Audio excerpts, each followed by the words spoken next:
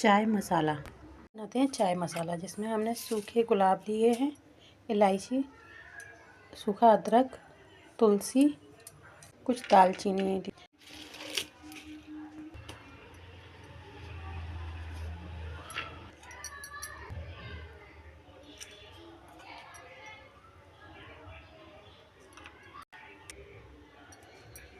तैयार है हमारा चाय मसाला। बनाने जा रहे हैं मसाले वाली चाय, जिसमें हम आज टेस्ट करेंगे कि हमारा मसाला कैसा बना है।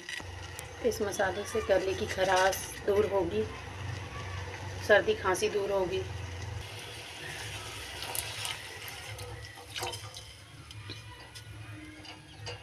उबाल आने पर चाय मसाला डालेंगे। तैयार है हमारी चाय। चलिए इस अब छानते हैं चाय को।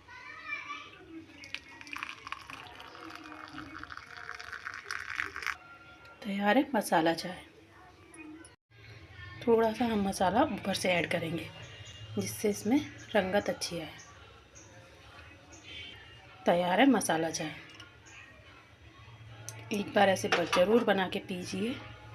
सर्दी खांसी के लिए, जुकाम के लिए बहुत ही लाभदायक है।